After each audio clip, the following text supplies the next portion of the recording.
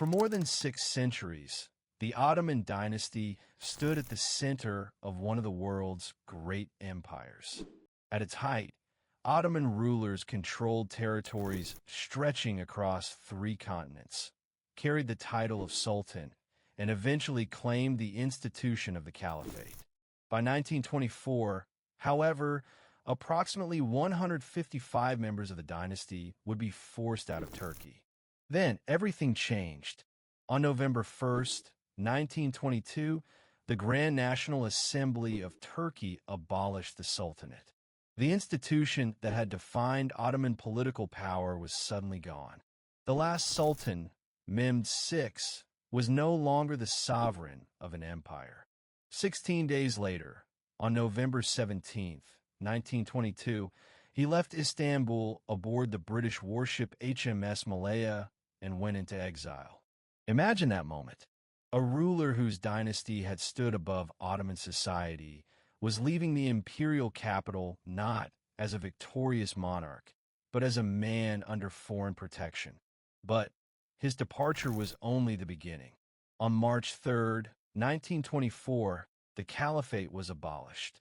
At the same time, a law ordering the exile of members of the Ottoman dynasty was adopted, coming into force 3 days later.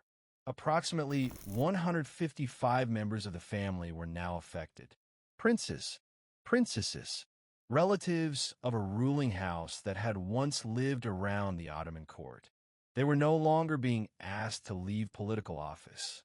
They were being ordered to leave the country. And the family did not disappear into one place. They were scattered across France, Lebanon, Egypt, Britain, the United States, Brazil, and elsewhere. A dynasty that had once been concentrated around Istanbul became an international family of exiles. There is a bitter irony here. An empire can disappear from a map in a matter of days. But for the people who belong to it, the collapse could mean something much simpler. Leaving home, carrying what you could, and wondering whether you would ever see that home again. Some apparently believed the exile would be temporary. But temporary became decades. Women of the dynasty would not receive permission to return until June 16, 1952. Men had to wait until May 15, 1974. And while the old empire vanished, the family had to learn how to survive without it. The collapse of the Ottoman dynasty did not begin on November 1st, 1922. By then, the foundations of the old imperial order had already been weakening for years. Mehmed VI became Sultan in July 1918 after the death of his half-brother Mehmed V. He inherited a state exhausted by the First World War, facing military defeat, political uncertainty, and the loss of control over much of its former territory. But the deepest problem was not simply the battlefield. After the war, political authority increasingly shifted away from the Ottoman court in Istanbul and towards the nationalist movement centered in Ankara. Mustafa Kemal and his supporters were building a competing political authority based on a Grand National Assembly. There were now 2 centers of power. In Istanbul stood the Sultan and the remaining imperial institutions. In Ankara stood a nationalist government claiming to represent the Turkish nation. For the Ottoman dynasty, this was an unprecedented threat. The Sultan had traditionally stood at the top of the political system. His legitimacy came from the dynasty itself. But the nationalist movement increasingly argued that sovereignty belonged to the nation and its representatives. The conflict became impossible to avoid. On November 1st, 1922, the Grand National Assembly abolished the Sultanate.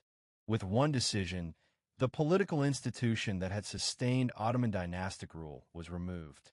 Mehmed VI remained Sultan in name for only as long as that old system continued to exist. And then it was gone. 16 days later, he left Istanbul aboard HMS Malaya. Yet the Ottoman dynasty had not completely disappeared from public life. Another member of the family remained at the center of an institution that still carried enormous symbolic importance. Abdulmejid II became the last Ottoman Caliph on November 18, 1922. For a brief period, the dynasty still possessed the Caliphate, even though the Sultanate had been abolished. But this compromise could not survive. On March 3, 1924, the Turkish authorities abolished the Caliphate and adopted the law ordering members of the Ottoman dynasty into exile. The transition from empire to republic was now complete. What had once been the source of the family's authority had become the reason for its expulsion. And for approximately 155 members of the dynasty, the next question was no longer how to preserve the empire. It was where to go when the country they called home no longer wanted them there. March 3, 1924 began the final chapter of Ottoman rule. Abdulmejid II was the last Ottoman Caliph. After the abolition of the Caliphate, he faced the same fate that had already overtaken Sultan Mehmed VI. But the speed of the collapse was extraordinary. The law came into force only 3 days later. On March 6, 1924, Abdulmejid II left Turkey with members of his family, secretaries, and a doctor. His destination was Switzerland. The journey itself reflected the complete transformation of his position. He was no longer traveling as the representative of an imperial institution. He was traveling as an exiled member of a dynasty that had just lost its country. According to the historical record, the group left Turkey by train and traveled towards Switzerland. They eventually settled in Teritet, where Abdulmejid II and his family arrived on March 7, 1924. Think about the contrast. Only a short time earlier, Abdulmejid II had occupied the highest religious position in the Ottoman world.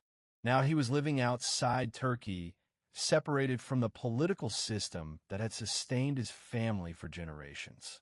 And he did not immediately accept the destruction of the institution he had represented. On March 11, 1924, while in Switzerland, Abdulmejid II held a press conference. In a statement, he criticized the abolition of the Caliphate and argued that the decision was unjustified and unlawful. He also called for a council of Muslims to consider the future of the Caliphate. But the political reality had already changed.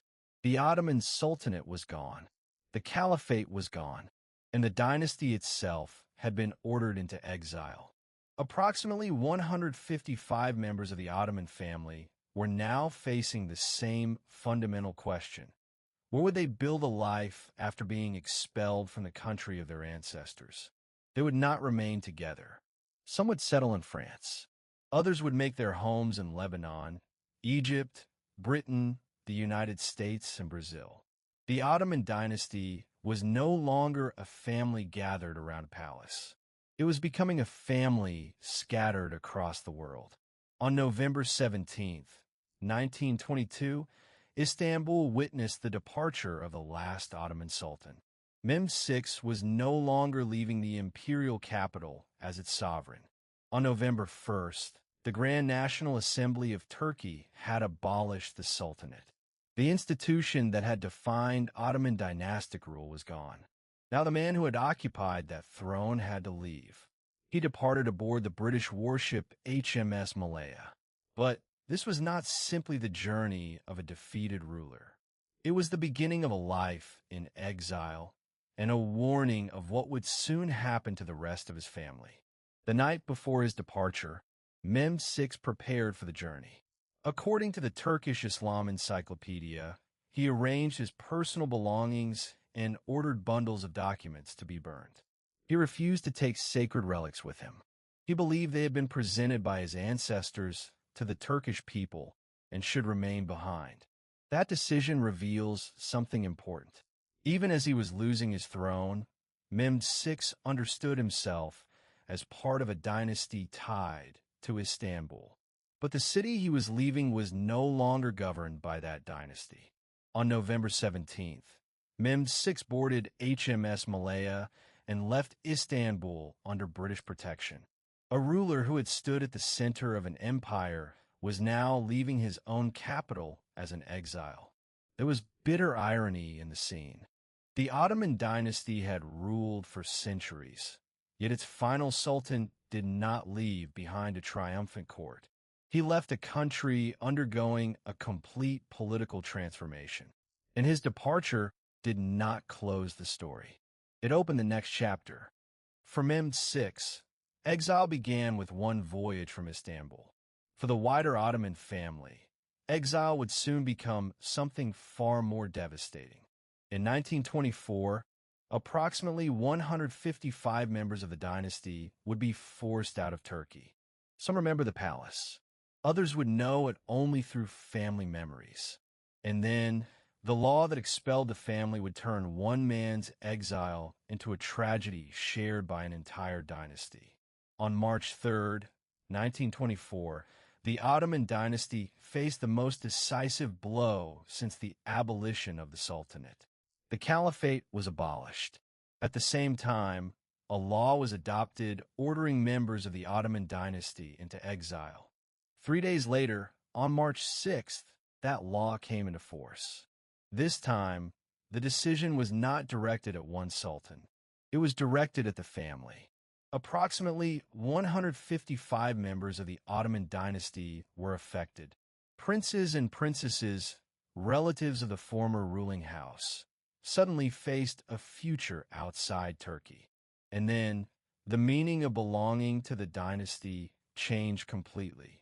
For generations, membership in the Ottoman family had provided status, privilege, and proximity to power. After 1924, the same family connection could mean expulsion from the country. The scale of the decision becomes clearer when you imagine the family leaving not as one household, but as dozens of separate lives. They were scattered across different countries. Some went to France. Others settled in Lebanon and Egypt. Members of the family also lived in Britain, the United States, and Brazil. The former imperial household was no longer concentrated around Istanbul.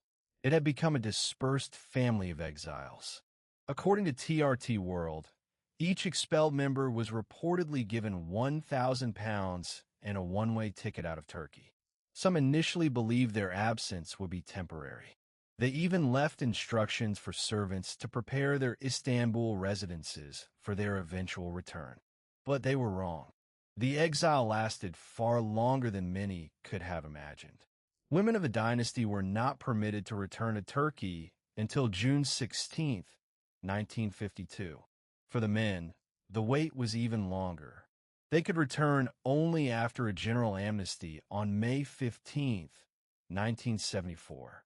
That meant that children who left Turkey in 1924 could grow into adulthood before they were legally allowed to return. Some would never rebuild their lives in Istanbul. Others would return only after decades had passed. The law had achieved its immediate purpose.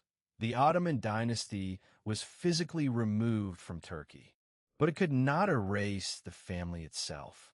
It could not prevent children from growing up abroad. It could not stop marriages, careers, memories, or new generations. And soon, the consequences of exile would become visible through individual lives, beginning with those who had lost their homeland before they were even old enough to understand what had happened. The number was approximately 155, but a number cannot show what exile actually meant. To understand that, you have to follow individual lives. Take Neslice Sultan. She was born in Istanbul on February 4, 1921. She was only 3 years old when the Ottoman dynasty was expelled from Turkey in 1924. Her childhood was therefore divided by a political decision she could not possibly understand. She grew up in Nice, far from the city where she had been born. For her, Istanbul became part of childhood memory, while exile became ordinary life. And then, in 1940, another chapter began. Neslice married Egyptian Prince Mohammed Abdulmejid. Her life now connected two former royal worlds. the Ottoman dynasty, and the Egyptian monarchy. But political change followed her again. After Egypt became a republic, Neslisa and her husband were placed under house arrest. They were accused of involvement in a plot against the government, but they were later acquitted and forced into exile once again. Her first exile had begun when she was a child. Her second came as an adult. Yet her story eventually brought her back to Turkey. After women of the Ottoman dynasty were allowed to return in 1952, Neslisa ultimately moved to Istanbul with her husband in 1957. Another childhood was affected in 1924. Bilun Alpin was only 6 years old when the Ottoman family was expelled. Her journey began in France.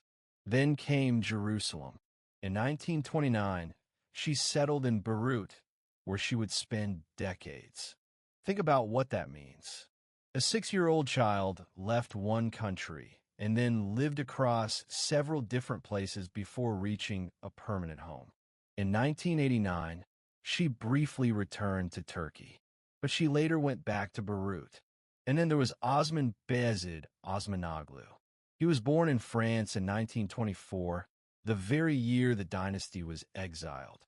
He therefore belonged to a generation that experienced the Ottoman world mainly through family history rather than personal political power. Later, he became head of the Ottoman dynasty. Yet his working life was completely different from that of his ancestors. For about 45 years, he worked in American libraries and translated books from 15 languages. 3 lives. A princess who endured 2 periods of exile. A child who crossed countries before adulthood. And a dynastic heir who built his career among books rather than palaces. But exile could become even darker when war, politics, and death entered the story. Exile did not simply remove the Ottoman family from Turkey. It placed them inside a world that was changing almost as violently as the one they had left behind. For the members of the dynasty, the loss of their homeland was only the beginning. They had to build lives in countries where their former titles no longer provided political authority. France, Lebanon, Egypt, Britain, the United States, and Brazil became part of the family's new geography. But these countries were not permanent shelters from history. Neslisa Sultan's life shows just how unstable exile could become. After leaving Turkey as a child, she spent her early years in Nice. In 1940, she married Egyptian Prince Mohammed Abdulmejid, connecting her life to another royal household.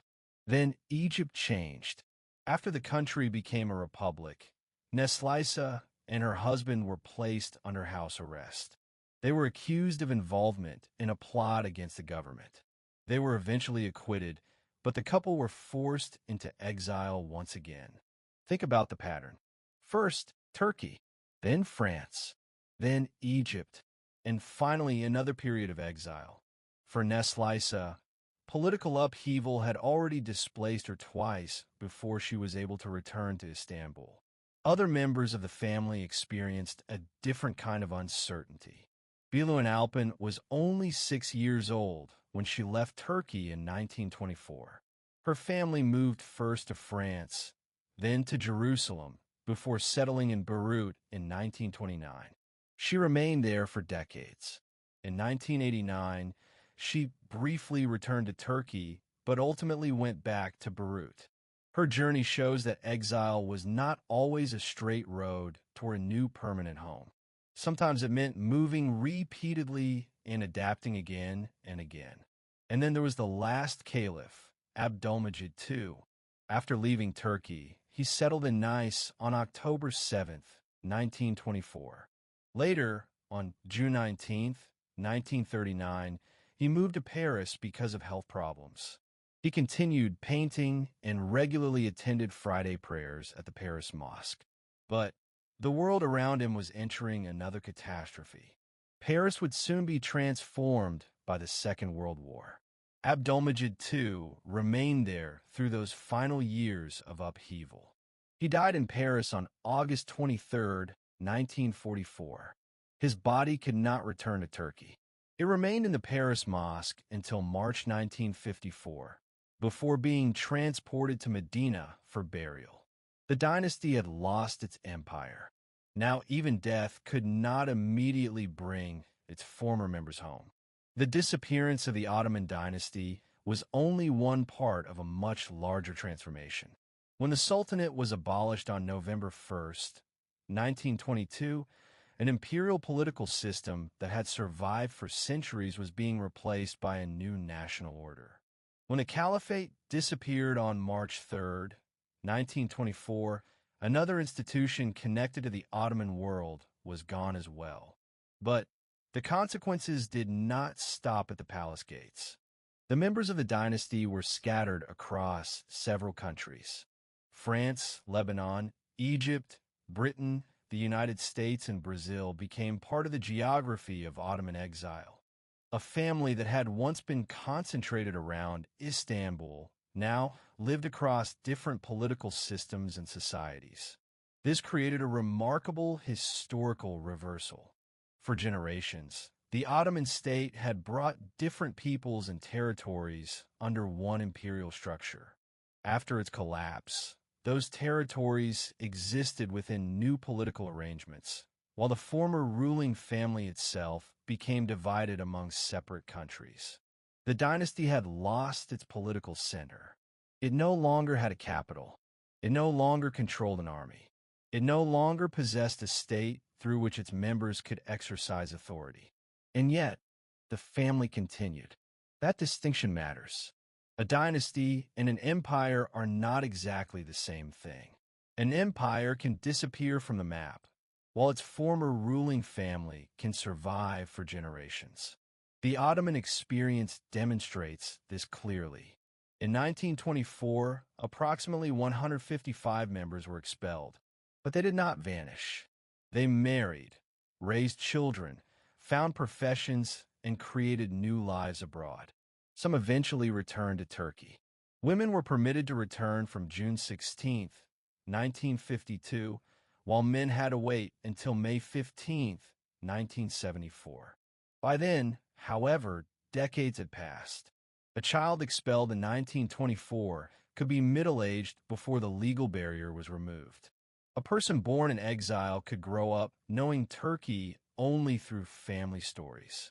This changed the meaning of Ottoman identity. It was no longer primarily political. It became personal.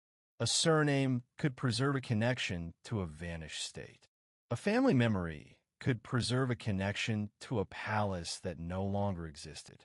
A photograph could become evidence of a world that had disappeared. And that may be the greatest historical irony. The new Turkish state succeeded in ending the Ottoman political order, but it could not prevent the dynasty from surviving as a family. The empire disappeared. The memory did not. And decades later, some members of that scattered family would finally be allowed to cross the border in the opposite direction, returning to the country from which their ancestors had once ruled. For the Ottoman family, the right to return did not arrive at the same time for everyone. On June 16, 1952, women of the dynasty were finally permitted to return to Turkey. For men, the wait lasted until May 15, 1974, when a general amnesty opened the way back. But permission to return and actually returning were not the same thing. By then, decades had passed since the exile of 1924. Children had grown into adults. Some had spent nearly their entire lives abroad. Others had built careers, marriages, and homes in countries that had become more familiar than Turkey. Neslice Sultan was one of those who eventually returned. Born in Istanbul on February 4, 1921, she had been only 3 years old when the dynasty was expelled. She grew up in Nice, married Egyptian Prince Muhammad Abdulmejid in 1940, and later experienced another period of exile after Egypt became a republic. When she was finally able to return to Turkey, she did not simply come back for a visit. In 1957, she and her husband moved to Istanbul. For the first time since her childhood exile, the city of her birth became her home again. Her story was very different from that of Ottoman Osmanoglu. He was born in France in 1924, the same year the dynasty was expelled. His generation inherited the Ottoman past without inheriting its political power. Later, he became head of the Ottoman dynasty. Yet his life was built in the United States. He spent about 45 years working in American libraries and translating books from 15 languages. He retired in 1997 and visited Turkey from 1985 onwards, but he never permanently settled there. He died in New York in 2017, aged 93. And then there was Beirut Alpin, who had been only 6 years old during the 1924 exile. After France and Jerusalem, she settled in Beirut in 1929. She briefly returned to Turkey in 1989, but eventually went back to Beirut. 3 lives. One returned to Istanbul. One remained in New York. One returned briefly, then went back to Beirut. The dynasty had finally regained the right to come home. But after half a century of exile, home no longer meant the same thing to everyone. More than a century has passed since the Ottoman dynasty was expelled from Turkey, but the family itself did not disappear. Its members continued their lives across Europe, the Middle East, and the United States. Some returned to Turkey after the restrictions were lifted. Others remained abroad for the rest of their lives. The difference is crucial. The Ottoman Empire is gone.